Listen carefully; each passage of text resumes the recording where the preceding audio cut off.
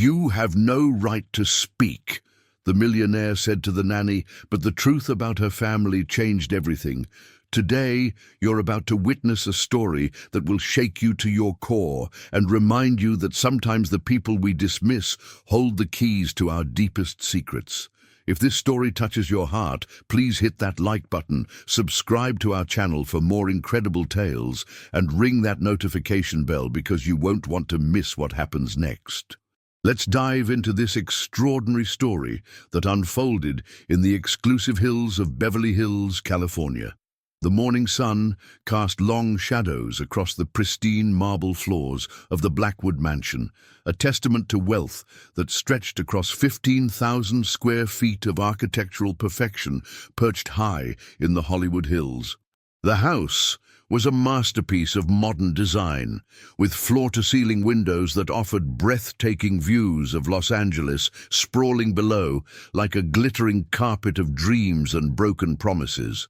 Every surface gleamed with the kind of cleanliness that money could buy, every piece of furniture positioned with the precision of a museum exhibit, every detail crafted to project an image of unassailable success. Elena Rodriguez moved through this temple of affluence with the quiet grace of someone who had learned to navigate wealthy households without disturbing the carefully constructed atmosphere of perfection. At 28, she possessed a natural elegance that no amount of money could purchase, the kind of inner dignity that came from overcoming real struggles and finding strength in adversity. Her dark hair was pulled back in a neat bun that emphasized the striking features she had inherited from a mother whose own story was more complicated than Eleanor had ever imagined. For the past 10 months, Eleanor had served as nanny to 6-year-old Emma and 4-year-old Lucas Blackwood, 2 children who had captured her heart from the moment she'd walked through their front door. Emma, with her curious green eyes and insatiable appetite for stories, reminded Elena of herself at that age, always asking questions, always seeking to understand the world around her with an intensity that sometimes worried the adults in her life. Lucas, with his infectious giggle and stubborn streak that emerged whenever he felt strongly about something, had the kind of spirit that Elena recognized from her own childhood in Guadalajara. The children had taken to calling her Mama Elena within weeks of her arrival, a nickname that had initially made their mother, Catherine Blackwood, visibly uncomfortable. Catherine was a woman who controlled every aspect of her environment with the iron determination of someone who had never learned to accept anything less than perfection. At 43, she was the kind of beautiful that required constant maintenance, weekly appointments with estheticians, monthly procedures with cosmetic surgeons, daily sessions with personal trainers who came to the house's private gym. Her wealth came from old money, pharmaceutical fortune that had been carefully managed and multiplied through generations of shrewd investments and strategic marriages.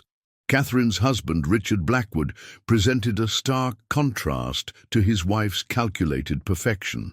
At 56, he was a self-made technology executive whose company had revolutionized cloud computing in the early 2000s.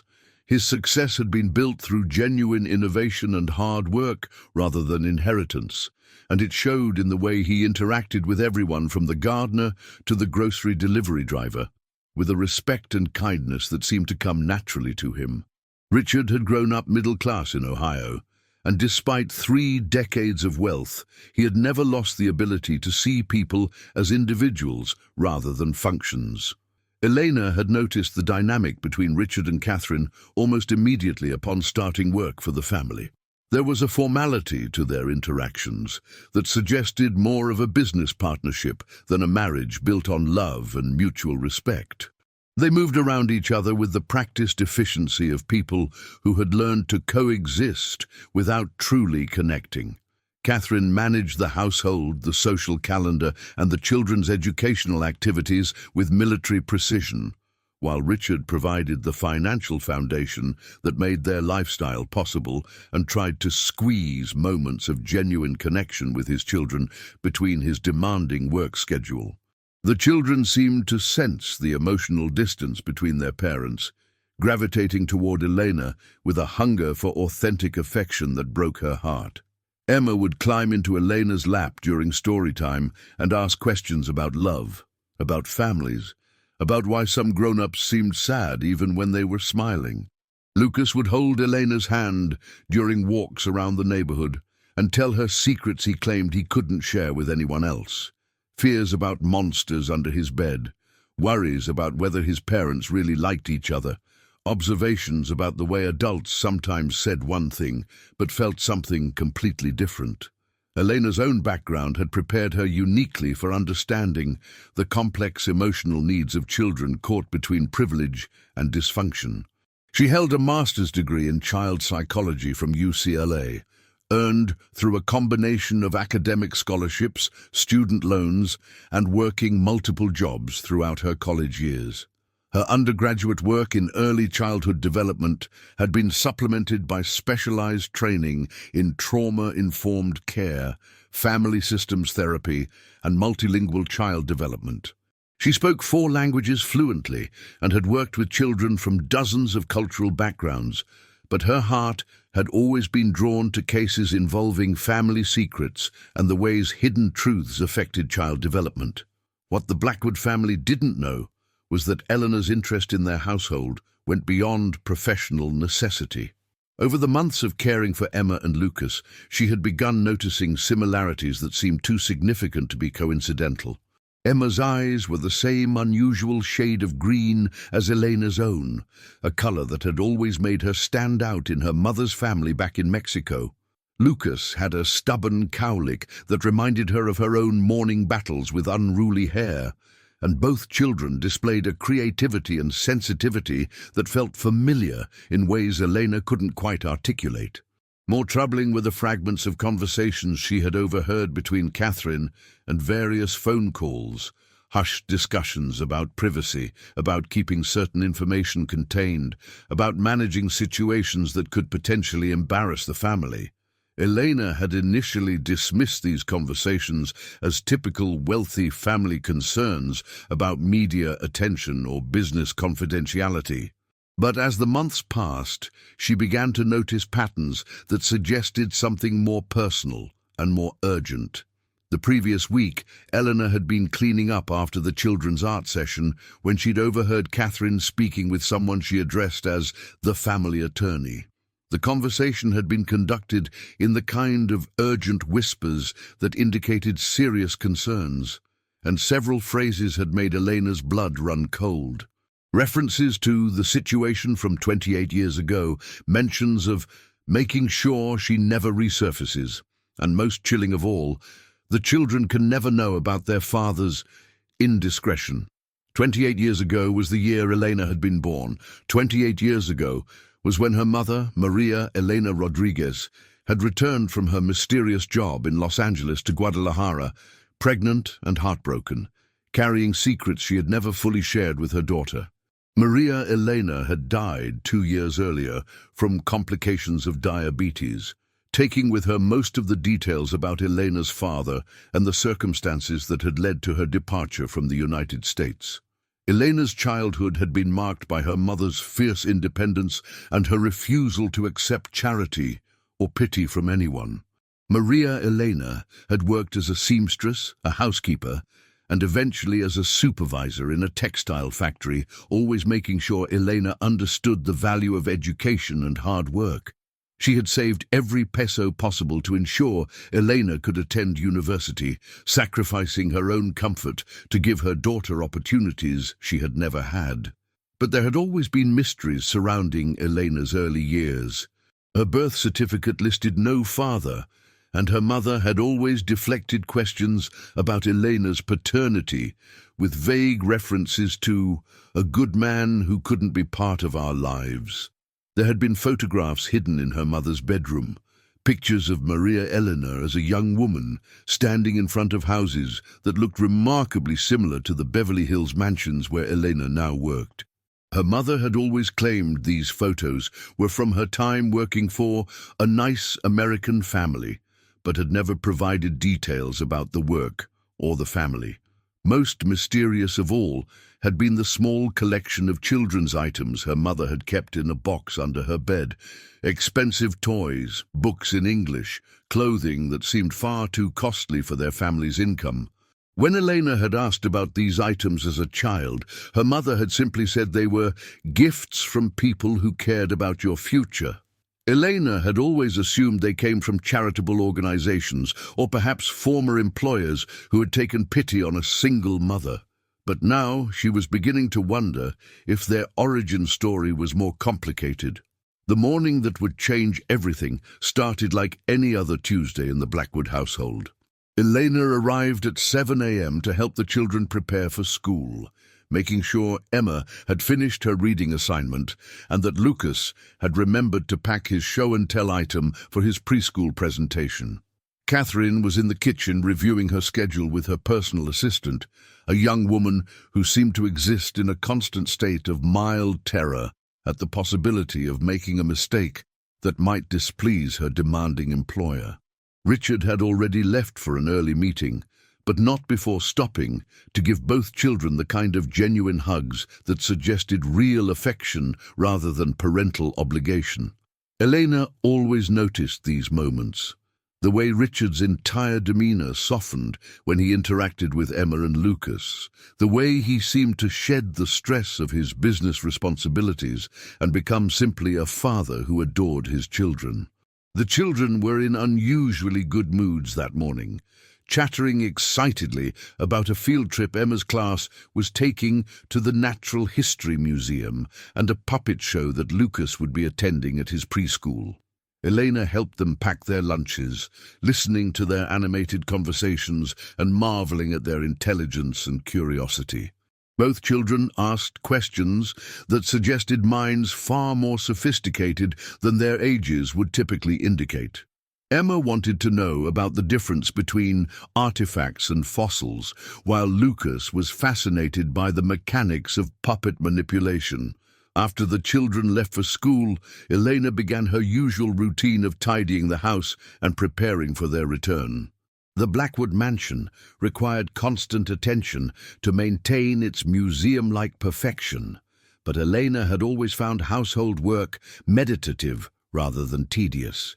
She moved through the rooms with practiced efficiency, adjusting cushions, wiping down surfaces, and organizing the subtle chaos that active children inevitably created, despite the best efforts of their caregivers.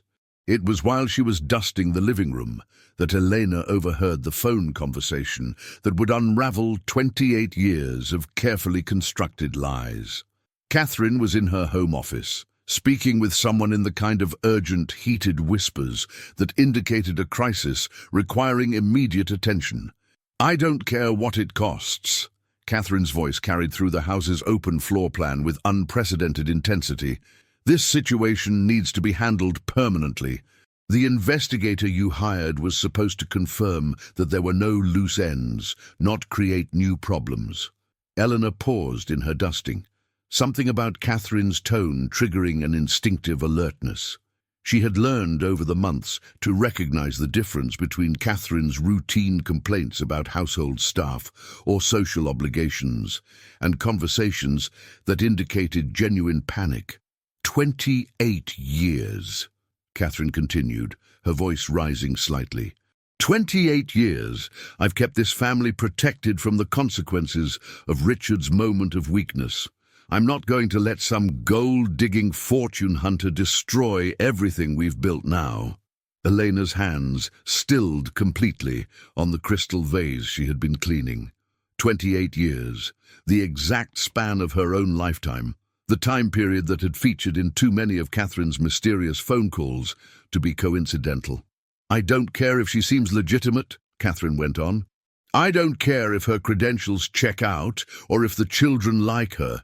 There's something about that girl that makes me uncomfortable, and my instincts are never wrong about these things." Elena realized with growing alarm that Catherine was talking about her. The tone of voice, the timeline, the references to credentials and the children's affection, it all pointed to Elena being the subject of this conversation. "Find out everything about her background," Catherine commanded. I want to know about her family, her education funding, her previous employment. I want to know if there's any possibility that she's connected to the situation from before." Eleanor's heart was beating so loudly she was afraid Catherine might hear it from the next room. She forced herself to continue dusting, moving with mechanical precision, while her mind raced through the implications of what she was hearing.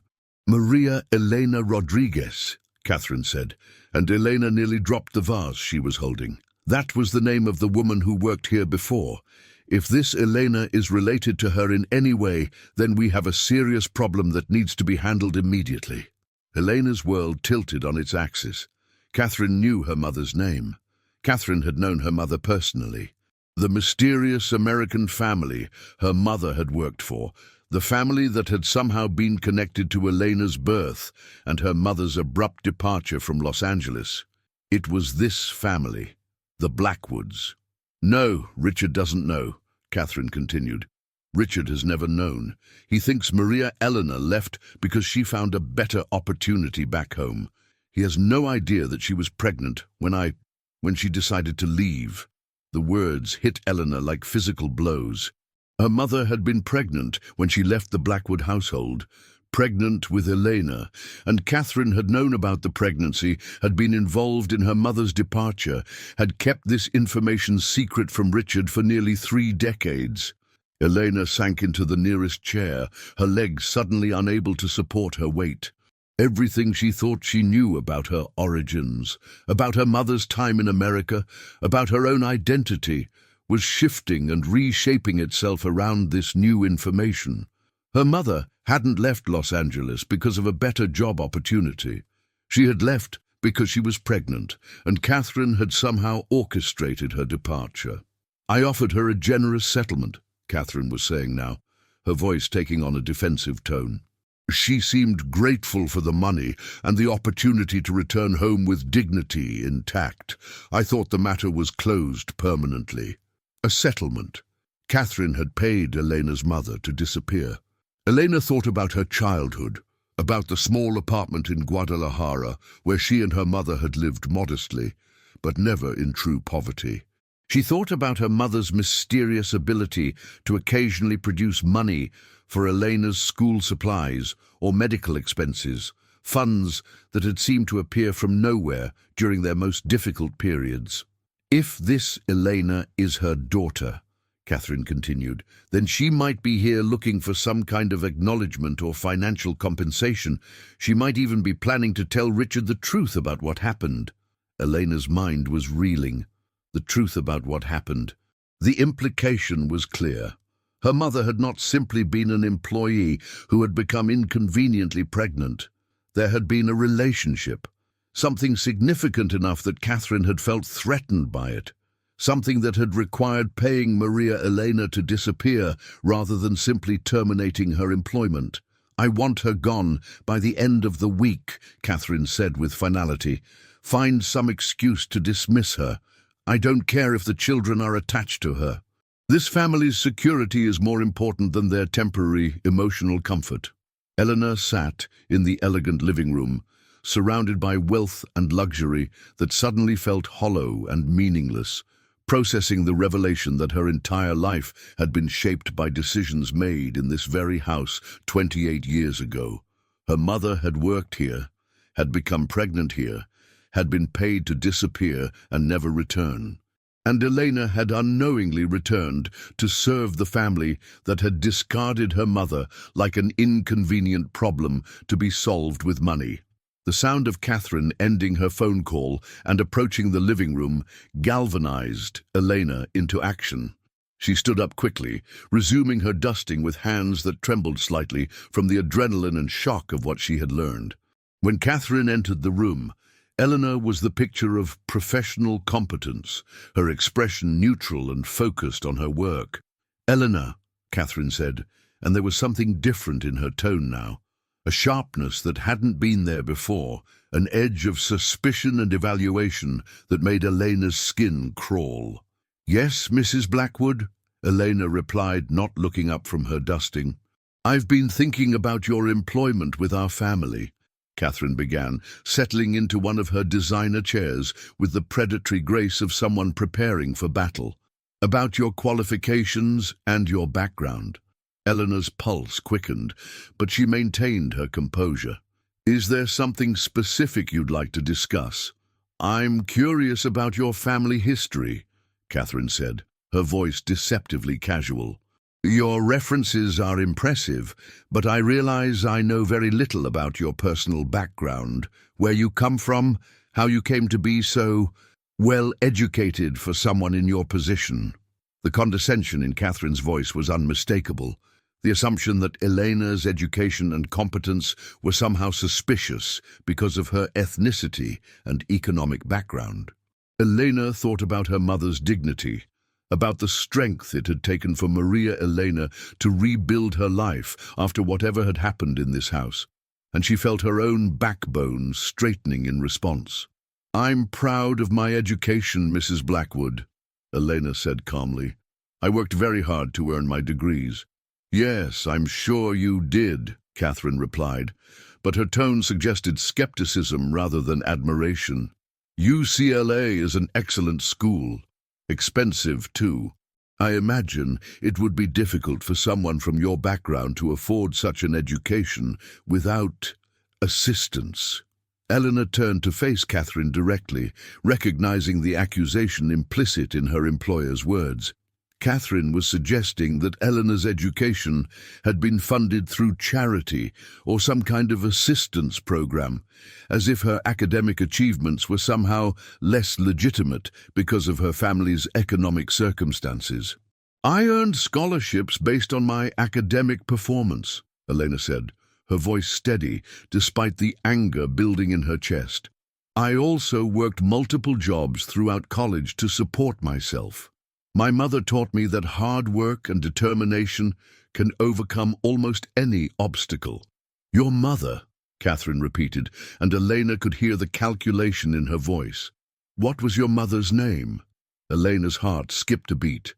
Catherine already knew the answer to this question. Elena had heard her speak her mother's name during the phone conversation. This was a test, a trap designed to see if Elena would lie or tell the truth about her identity. "Maria Elena Rodriguez," Elena said simply, watching Catherine's face for any sign of recognition. Catherine's expression didn't change, but Elena noticed the slight tightening around her eyes, the almost imperceptible stiffening of her posture that suggested the name had indeed struck a chord. "Rodriguez is a common name," Catherine said carefully. "What did your mother do for work?"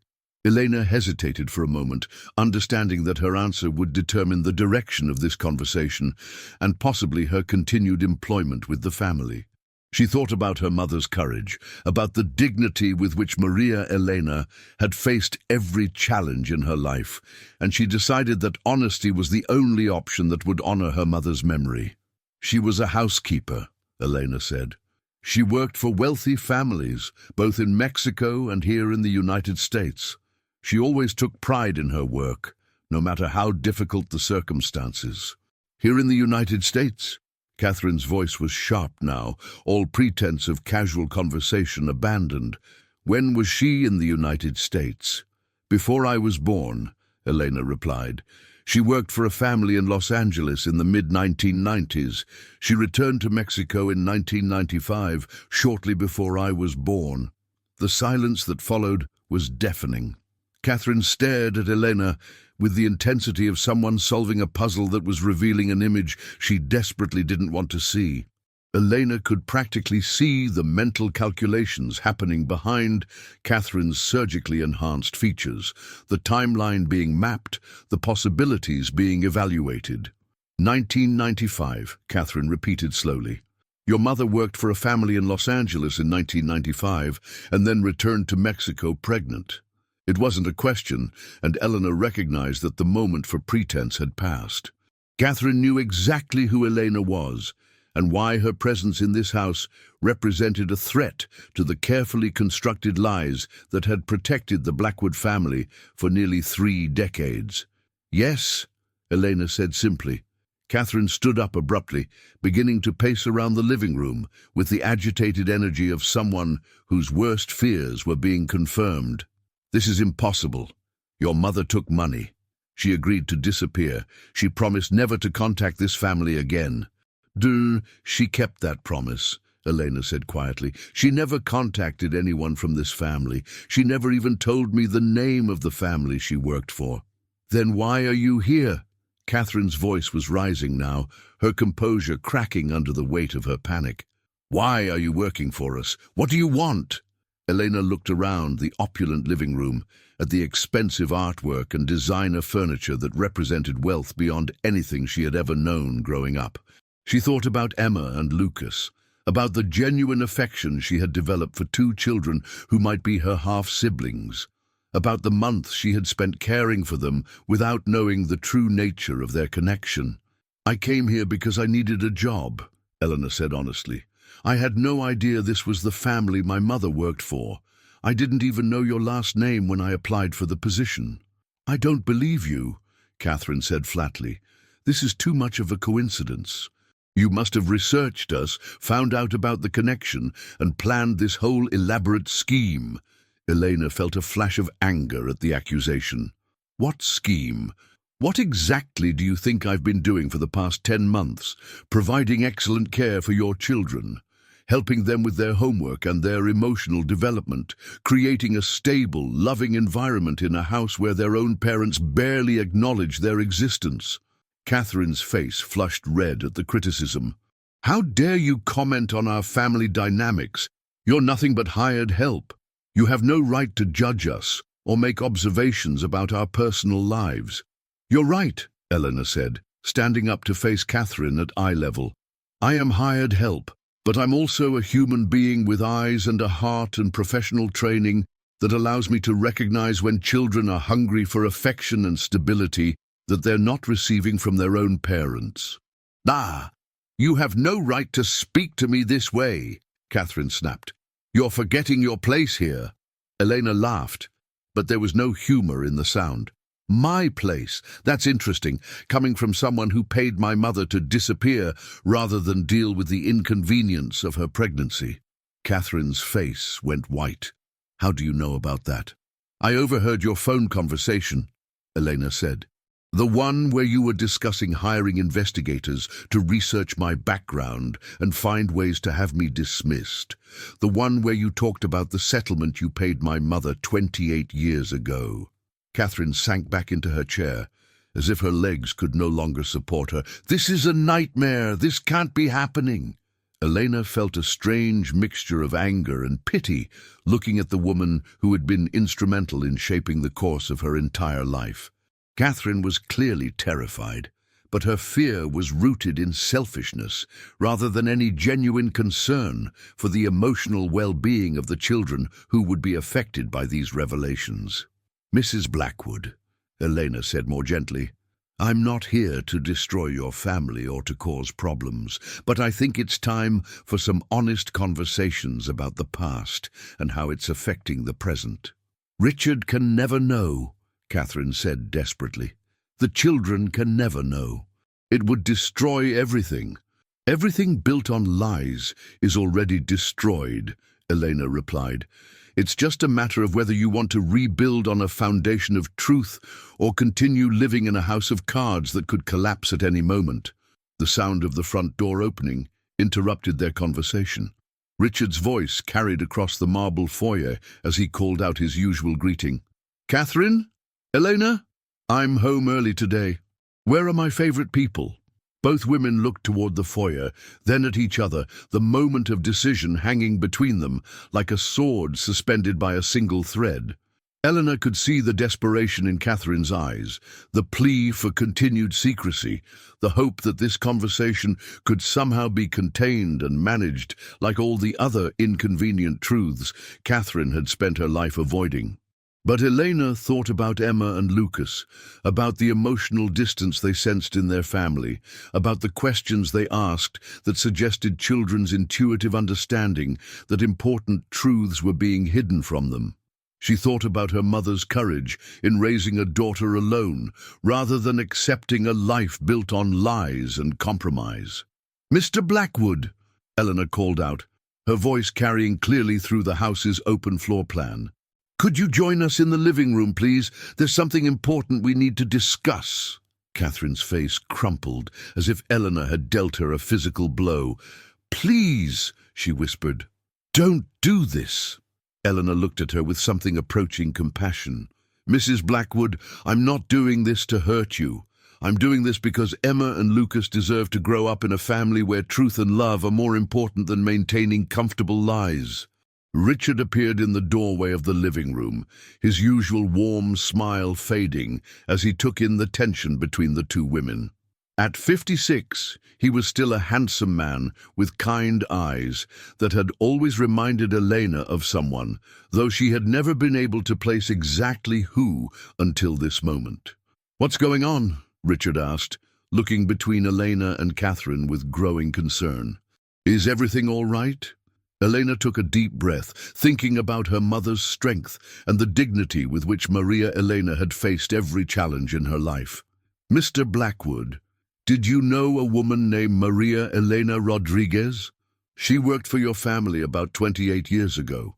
Richard's face went pale, and he sank into the nearest chair, as if his legs could no longer support him. "Maria Elena," he whispered, and Elena could hear decades of suppressed emotion in the way he spoke her mother's name. "She was my mother," Elena said simply, "and I believe you're my father." The silence that followed was profound and complete, broken only by the sound of the house's air conditioning system cycling on and the distant hum of traffic from the streets below. Three adults sat in a living room that suddenly felt too small to contain 28 years of secrets, lies, and truths that demanded to be acknowledged. Richard stared at Elena with eyes that were seeing her clearly for the first time, recognizing features he had loved in another woman's face, understanding finally why he had always felt an inexplicable connection to the young nanny who had brought such joy and stability to his children's lives. Catherine watched her husband's recognition with something that might have been relief mixed with terror, finally confronting the consequences of choices she had made nearly 3 decades earlier to protect what she had considered her family's best interests. And Elena felt the final pieces of her life's puzzle clicking into place, finally understanding the source of her unusual features, her natural intelligence, and the sense of belonging she had always felt with Emma and Lucas, who were not just the children she cared for professionally, but her own half-siblings. "Maria Elena," Richard repeated, his voice heavy with emotion. "She left so suddenly. I never understood why. She said she had found a better opportunity back home, but it never made sense. She loved it here. She loved—" He stopped himself, glancing at Catherine. "She loved you," Eleanor finished for him, "and you loved her." Richard's eyes filled with tears he had probably been holding back for 28 years. "Yes," he admitted, "I loved her very much, but she was married to Catherine, and Maria Elena she was an employee. The situation was impossible. Impossible enough that my mother was paid to disappear when she became pregnant?" Elena asked. Richard's head snapped toward Catherine, shock and betrayal written clearly across his features. "What is she talking about, Catherine?" Catherine's composure finally cracked completely. Tears streamed down her face as she looked between her husband and the young woman who represented the living proof of his infidelity and her own cruel calculations. "I did what I had to do to protect our family," Catherine said through her tears. "You were having an affair with the help, Richard. You were going to throw away everything we had built together for some romantic fantasy with a woman who could never fit into our world." "She was pregnant," Richard said, his voice barely a whisper. "Maria Elena was pregnant, and you paid her to leave without telling me." "I gave her money to start a new life," Catherine said defensively. "More money than she could have earned in years of domestic work. She seemed grateful for the opportunity." Eleanor found her voice. "Grateful? My mother worked 3 jobs for most of my childhood. We lived in a one-bedroom apartment until I was 12. She sent me to school in shoes with holes in them because she couldn't afford new ones. But sure, she was grateful for your money that bought 28 years of silence. Richard was staring at Catherine as if seeing her for the first time. You took away my daughter, he said slowly. You took away my chance to know my own child, and you took away Maria Elena's choice about how to handle her pregnancy. I saved our marriage, Catherine replied, but her voice lacked conviction. I saved our family's reputation. I saved you from making a mistake that would have ruined both our lives. You saved yourself, Elena corrected. You saved your comfortable lifestyle and your social standing. You didn't consider what my mother wanted, or what was best for the child she was carrying. Richard stood up and walked to the floor-to-ceiling windows, staring out at the city below, as if looking for answers in the sprawling landscape of Los Angeles. All these years, he murmured, all these years I wondered what happened to her. I tried to contact her family in Mexico, but they said she had moved and left no forwarding address. Because my mother was protecting your secret, Eleanor said. She could have come back and demanded recognition, child support, a place in your life, but she chose to raise me alone rather than disrupt the family you had chosen to maintain. And now? Richard asked, turning back to face Elena. What do you want from us now? Elena looked around the living room, where she had spent so many hours caring for Emma and Lucas, children who were her blood relatives, but who had no idea of their true connection to her. I want honesty, she said. I want Emma and Lucas to grow up knowing the truth about their family, even if that truth is complicated and messy. Absolutely not, Catherine said, standing up with renewed determination. I won't let you destroy my children's lives with this scandal. Their lives are already being affected, Elena replied. They feel the tension in this house. They sense the secrets and the emotional distance between their parents. Emma has nightmares about feeling like she doesn't belong anywhere. Lucas is becoming increasingly anxious and withdrawn. They need truth and authentic connection more than they need to maintain an illusion of perfect family harmony. Richard walked over to Elena, studying her face with wonder and recognition. You have her eyes, he said softly. Maria Elena's eyes. And her strength. I can see it in the way you carry yourself. She taught me to be proud of who I am and where I come from, Eleanor said. She taught me that dignity doesn't depend on bank account balances or social status, but on how we treat ourselves and others, especially when life gets difficult. I want to know everything, Richard said suddenly, about your childhood, your education, your dreams. I want to know about Maria Elena's life after she left here. I want to understand what I missed, what I lost because I was too weak to fight for what mattered. Catherine made a sound of distress. Richard, you can't be serious.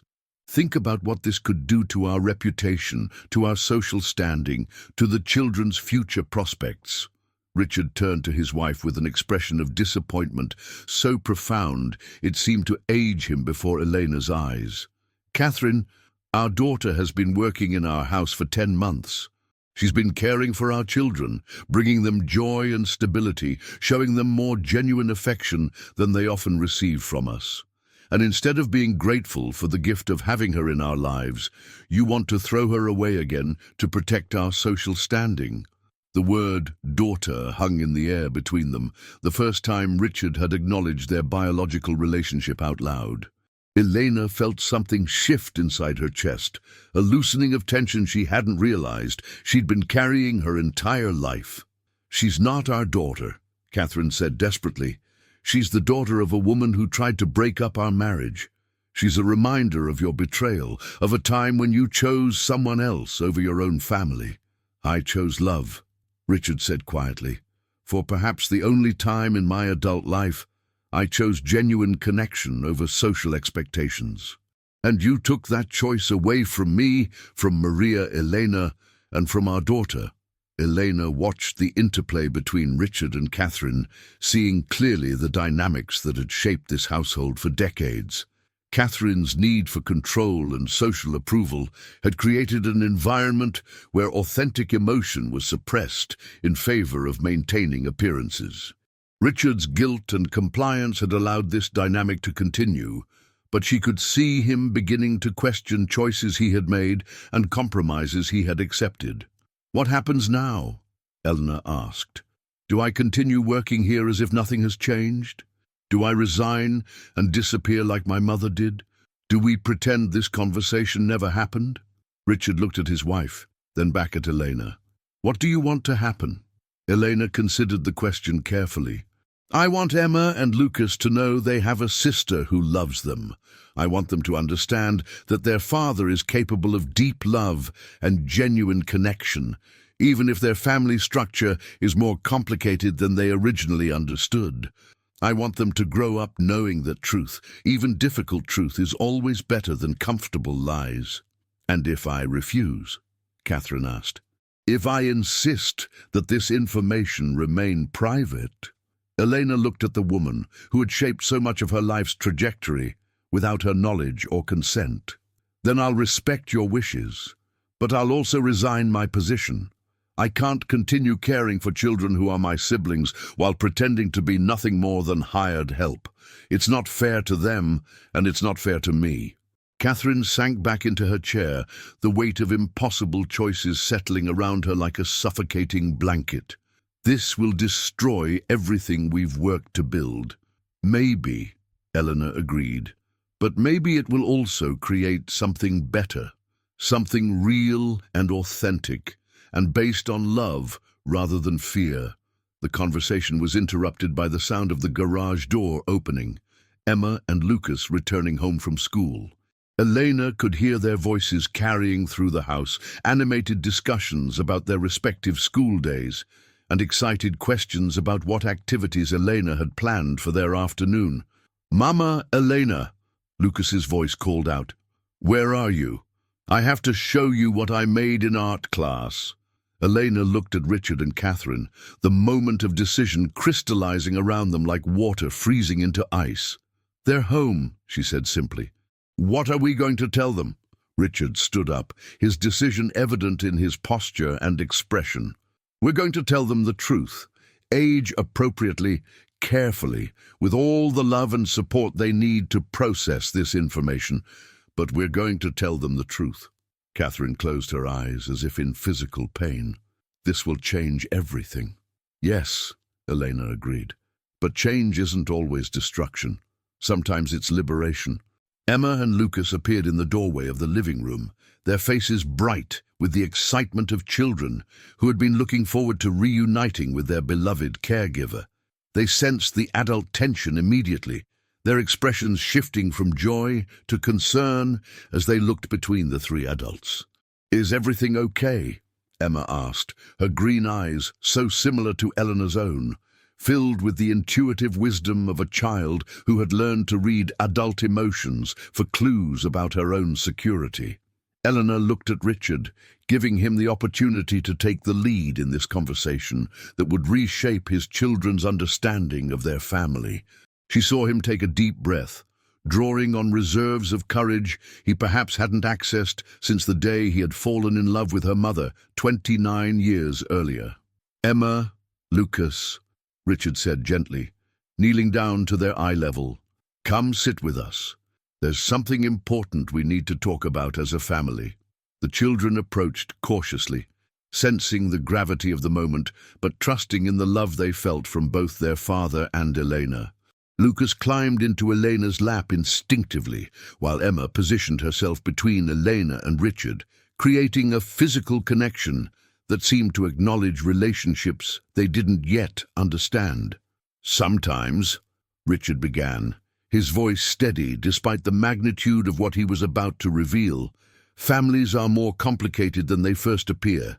Sometimes people we love are connected to us in ways that take time to discover and understand." Elena felt Lucas's small hand slip into hers, and she looked down to see him gazing up at her with complete trust.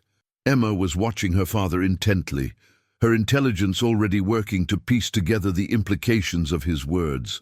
Elena isn't just your nanny, Richard continued. She's also your sister. Your big sister who came to take care of you because she loves you, even before any of us understood the full truth about our family. The silence that followed was different from the heavy, tense quiet that had characterized the adult conversation.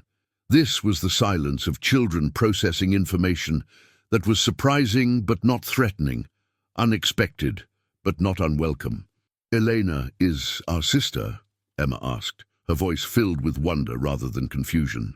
"Yes," Richard confirmed.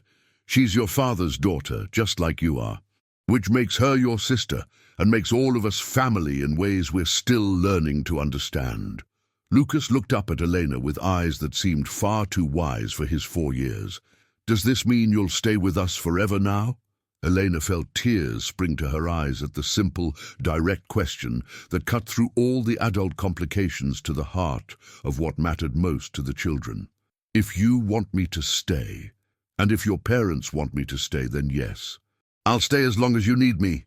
Emma reached over and took Elena's free hand, creating a chain of connection between the 3 siblings. "I always felt like you were more than just our nanny," she said, with the matter-of-fact acceptance that children often display when adults expect them to be more shocked than they actually are. "I felt like you belonged with us somehow." Catherine, who had been watching this interaction with something approaching amazement, finally found her voice. How can they be so calm about this? How can they just accept such a fundamental change in their family structure? Elena looked at the woman who was technically her stepmother, but had never felt like family until this moment. "Because children are naturally accepting of love, Mrs. Blackwood. They don't have to unlearn years of lies and compromise like adults do. They just know that they feel safe and loved, and they're happy to discover that the person who's been making them feel that way is actually family." Richard reached over and touched Catherine's hand gently. "This doesn't have to destroy anything, Catherine. It can just add to what we already have. Elena has been nothing but a gift to our children and our household. Now we know why that connection felt so natural and strong." Catherine looked around at the scene before her, her husband kneeling beside his daughter from another relationship, her children happily accepting this new sister, the family structure she had fought to protect, for 28 years transforming into something entirely different, but potentially more authentic and loving than what they had before. "I need time to process this," she said quietly. "I need time to understand what this means for all of us." Elena nodded. "That's fair. This is a lot of information for everyone to absorb, but Mrs. Blackwood, I want you to know that I'm not here to replace you or to threaten your place in this family. I'm just here to love these children and to finally understand where I came from." Over the following weeks, the Blackwood household underwent a transformation that was both subtle and profound. Elena continued in her role as caregiver to Emma and Lucas, but the dynamic had shifted from professional to familial in ways that enriched every interaction. The children reveled in having an older sister who could help them navigate both practical challenges and emotional complexities with the wisdom of someone who had faced her own share of difficulties. Richard threw himself into learning about Elena's life with the enthusiasm of someone making up for lost time. He wanted to know about her childhood, her education, her dreams and aspirations. He insisted on seeing photographs of her mother, on hearing stories about Maria Elena's life after she left Los Angeles. Elena found herself sharing memories she had never discussed with anyone, finally having someone who understood the significance of her mother's strength and sacrifice. Catherine's adjustment was more complex and gradual. She struggled with feelings of guilt about her role in separating Elena from her father, resentment about having her carefully controlled family dynamic disrupted, and surprise at discovering that Elena's presence in their lives was genuinely beneficial rather than threatening. But she also began to see changes in her husband and children that were undeniably positive. Richard seemed lighter, more engaged with his family, in ways that went beyond his previous pattern of providing financial support while remaining emotionally distant. He began spending more time at home, taking active interest in the children's daily activities, and treating Catherine with a renewed attention that suggested he was reassessing what mattered most in his life. Emma and Lucas flourished under the security of knowing that their beloved mama Eleanor was permanently part of their family. Their academic performance improved, their social confidence increased, and the anxiety and emotional distance that had characterized their behavior began to fade as they experienced the stability of authentic family connections. 3 months after the revelation, Catherine found herself having a conversation with Elena that would have been impossible when Elena first started working for the family.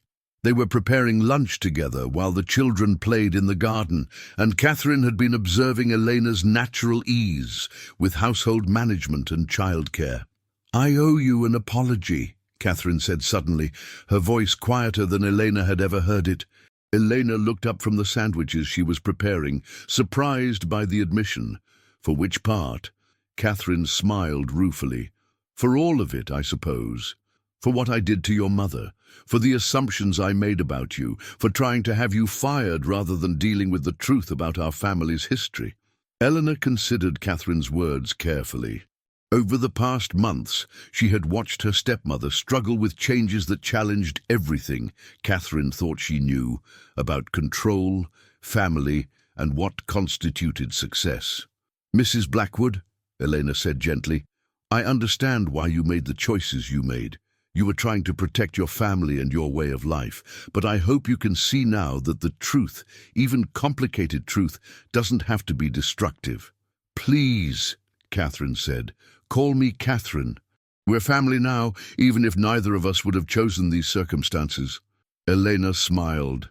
"Family is rarely what we would have chosen if we were designing it ourselves, but it's what we make of it that matters." "Your mother raised an extraordinary daughter," Catherine said, and Elena could hear the genuine respect in her voice. "I can see why Richard fell in love with her, and I can see why he would be proud to claim you as his child." "Thank you," Elena said. "That means more to me than you might realize." Catherine was quiet for a moment, watching Elena work with the efficient grace that had always characterized her approach to household tasks. "What are your plans now? I know you've been building a private practice in child psychology. Will you continue working with our family, or do you need to focus on your career development?" Eleanor had been wondering about this question herself. Her work with the Blackwood family had always been intended as temporary employment while she built her consulting practice. But now that she knew Emma and Lucas were her siblings, the idea of leaving them felt impossible. "I've been thinking about that," Elena admitted. "I don't want to leave Emma and Lucas, but I also know that I can't be their nanny forever. They need me to be their sister, which is a different kind of relationship with different responsibilities." "Now, what if we restructured your role?" Catherine suggested. "What if instead of being employed as childcare, you became a consultant to our family? You could help us navigate this transition, help the children process their expanding understanding of family, and still have time to develop your private practice." Elena looked at Catherine with surprise and growing respect. "You would want that?" "I want what's best for Emma and Lucas," Catherine said. "And what's best for them is having their sister actively involved in their lives. I've watched you with them, Elena. You understand their emotional needs in ways that Richard and I are still learning. They need your guidance, and frankly, so do we." Over the following year, the arrangement Catherine had suggested proved beneficial for everyone involved. Elena maintained her connection with Emma and Lucas while developing a thriving practice helping other families navigate complex dynamics and hidden truths. Her book about the psychological effects of family secrets became a bestseller, though she was careful to protect the privacy of the family that had inspired much of her research. Richard and Catherine's marriage underwent its own transformation as they learned to communicate more honestly about their needs, expectations, and the ways their past choices had affected their family's emotional health. They entered couples therapy to address the underlying issues that had made their relationship vulnerable to infidelity and deception. And while the process was difficult, it ultimately strengthened their connection. Emma and Lucas thrived in an environment where truth was valued over perfection, where their questions were answered honestly, and where they experienced the security of knowing that their family was committed to supporting each other through both successes and challenges. They spoke openly about their sister Elena with their friends and teachers, proud of their family's unique story and the love that had ultimately brought them together. 2 years after the revelation that had changed everything, Elena stood in the Blackwood family's backyard during Emma's 8th birthday party, watching her sister blow out candles while surrounded by friends and family who knew and accepted their complicated but authentic story. Richard was taking photographs with the enthusiasm of a father who had learned not to take precious moments for granted. Catherine was organizing party activities with the efficiency she had always possessed, but now tempered with genuine warmth and engagement. Lucas ran up to Eleanor, chocolate frosting smeared across his cheek and excitement radiating from his small frame. "Elena, did you see me on the swing? I went really high, and I wasn't scared at all." "I saw," Elena said, lifting him up for a hug that felt as natural as breathing. "You're getting so brave and strong." "It's because I know you're always watching out for me," Lucas said, with the simple directness of a 6-year-old who had never learned to doubt the security of being loved. Elena felt tears spring to her eyes, thinking about her mother and the choices Maria Elena had made to ensure her daughter would grow up knowing her worth and potential. Elena had found her way back to her father's family not through seeking revenge or recognition, but through the simple act of providing love and care to children who needed her. "Happy birthday, Emma," Elena called out as her sister approached with a piece of cake and a grin that lit up her entire face. "Thank you for the best birthday present ever," Emma said, throwing her arms around Elena's waist.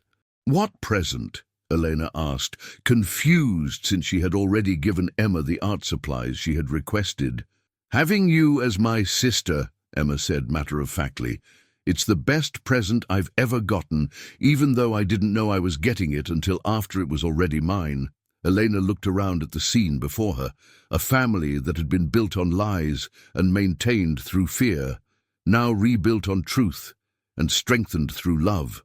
The revelation that had begun with Catherine's cruel dismissal, "You have no right to speak," had ultimately given Elena the greatest right of all, the right to belong, to be known, and to love and be loved by the family she had never known she was searching for. The truth about her family hadn't destroyed anything worth preserving. Instead, it had revealed the foundation upon which something beautiful and authentic could finally be built. And perhaps that was the most important lesson of all, that truth, no matter how complicated or inconvenient, was always the best foundation for the relationships that mattered most.